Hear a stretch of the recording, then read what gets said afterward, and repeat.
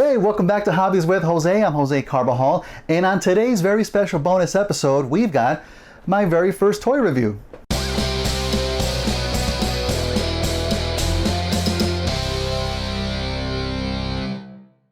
Thanks for joining me again, everyone. Great to have you here. You know, I'm heading towards the tail end of my Shatter customization, which you can check out on the link in the description below. And so I've been thinking about my next project, although it won't necessarily be another custom build. I still wanted to get one ready. Now, my online pre-order for Studio Series Blitzwing has been sitting at a certain website for a while now, and I know that they're in the wild, so I've been hunting for this guy for about a week with zero luck. So I do want to give a big thank you to my sister for getting this bad boy for my birthday. This is the best present a 43-year-old man could get. Yeah, Blitzwing thought he could hide. All right, now on to the review, but before we get to the figure proper, let's check out the box. Overall, this is your typical Studio Series design that we've all grown to love. There's a transformation name in big red letters along the side with the Generations logo on the top corner. And Studio Series Blitzwing on the opposite bottom corner with the Decepticon logo, and of course the Bumblebee movie logo next to the art. And speaking of the art, Hasbro has traditionally made artwork that's been specifically based on the figures themselves. You can really see this in Dropkick's artwork where some of his transformation hinges are visible, which is great. I like that. It keeps Hasbro honest in its advertising. For Blitzwing, however, it looks like they lifted a model right out of the movie and put it on the box. And you know what? I'm okay with that. The figure is that good, which I'll talk about more in a bit. On the side, we get a much fuller view of the artwork, which looks just fantastic. And the opposite side has a close-up of his gorgeous noggin. And the back shows the figure itself in both bot and jet modes. There's a brief description below that just says, Blitzwing silences Bumblebee. I guess that's all you need to know about him. Next to that is a backdrop displayed and what it would look like out of the box. Now let's get back to the jet mode first and save the best for last, shall we? Admittedly, I'm not big on military vehicles, but a simple search tells me that Blitzwing is an F4 Phantom II, which this doesn't really resemble. There's some hints of similarities, like these vents on the side, but that's kind of it. I think the biggest reason why Hasbro needed to deviate from the Phantom design is due to the jet mode's biggest issue, and that's its kibble. For those who don't know, kibble is defined as parts of a transformer that don't serve any purpose or are left over from their alternate modes. Most transformer jets have plenty of kibble on their underside, and Studio Series Blitzwing is no exception. Here's the odd thing about him though. His kibble actually extends to the undersides of the wings, which you actually don't normally see too often. Now, because the previously mentioned F4 Phantom II has its wings set low in its body, I think that means Blitz's wings had to be elevated to accommodate for all of that kibble. Other than not being movie accurate, the kibble is really the biggest downside of his jet mode. Normally, when you look at a Transformer jet from the top, there's hardly any hint of kibble showing, as it's usually all tucked away underneath. Not for old Blitzwing though. You clearly see his fit sticking out of the sides. It's like he's too big for his own jet mode, or couldn't quite fit his jet pants. Having his arms flex across his wings is just the pudding on the kibble cake. But if these were the sacrifices that needed to be made to give us an excellent bot mode, then I'm all for it. You all know what I'm going to be doing with this figure anyway. So yeah, this jet mode is toast. As for the paint on jet mode, it's pretty minimal. The thin red line across the wings helps to break up all the beige. But the biggest thing breaking up the beige is the gray shading across the cone and canopy. I'm not sure if they were going for a weathered look, but having it concentrated just in this area is kind of odd. It also doesn't match the movie, but at least it's different than what we normally see. For the accessories, he has missile pods that would traditionally attach to the wings if not for the arm kibble, so they hang a little low. Now, I'm not sure how long Hasbro has been doing this, but they have an annoying tendency to hollow out parts of the figures that I can only assume they think aren't viewed as much to save cost on the plastic, I guess? Allegedly. But it doesn't help the overall look of the jet in the slightest. The other accessories don't fare all that better either. His main hand weapon plugs into the bottom, and it does an okay job of plugging in the gap that he would otherwise have. But the barrel of the gun has a slight downward angle that makes it look somewhat odd. I guess it's to fire at ground bots? Alright, I'll give him that. It's not the worst looking thing. What is the worst is his alternate hand accessory plugged into one of his back wings. This really is an afterthought of weapon storage, and it sticks out like a sore throat-ripping thumb. Okay, enough about his alt mode. Let's see where this figure really shines. But to get there, we'll follow a very enjoyable transformation.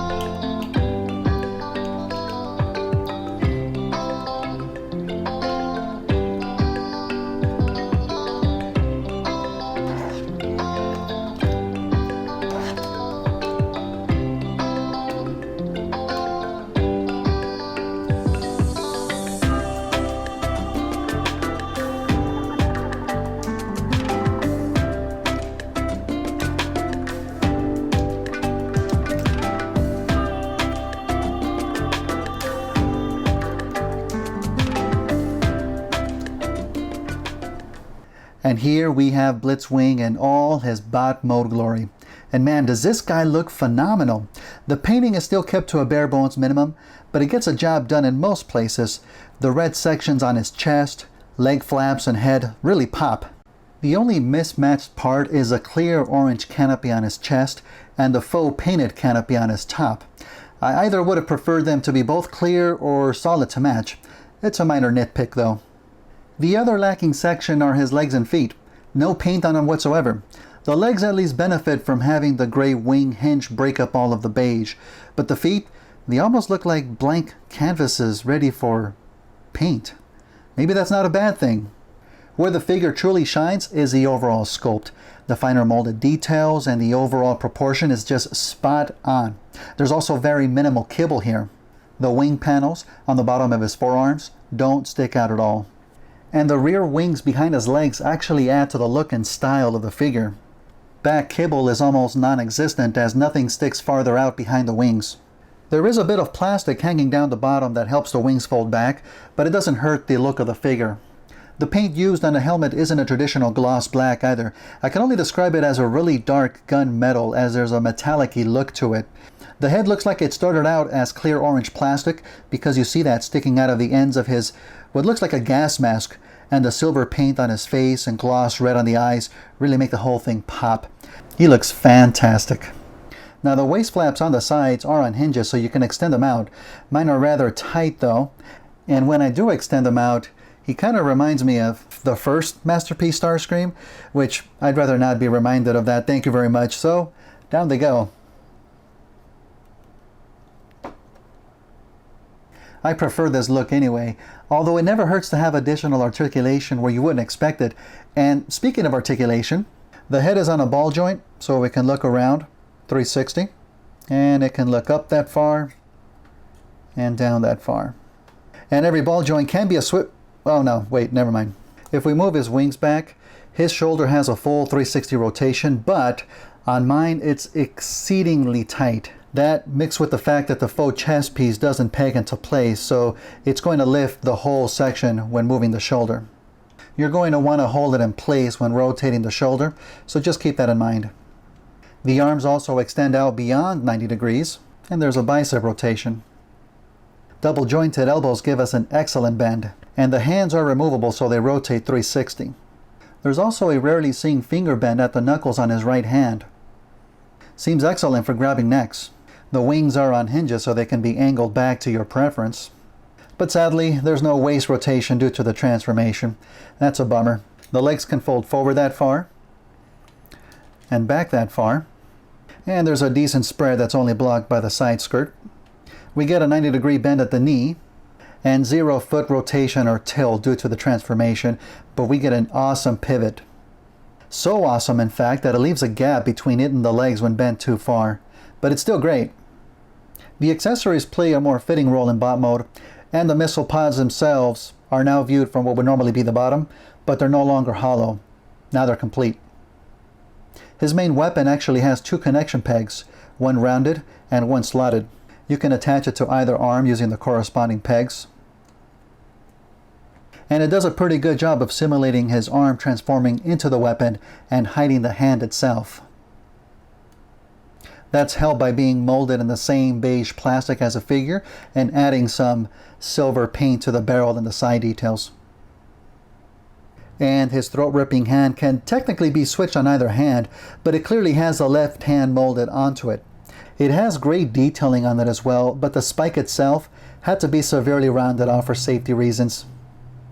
So overall, you get a pretty good jet mode, but with a phenomenal bot mode. I definitely recommend picking him up, especially if you've been collecting Bumblebee Movie Studio Series figures. The few tight joints and non-pegging sections are a tiny price to pay for a near-perfect bot sculpt. And I hope you'll join me when I finally get to customize and repaint him because, oh man, do I have plans for him. Until then, thank you all so much for watching, and I'll see you on the next one.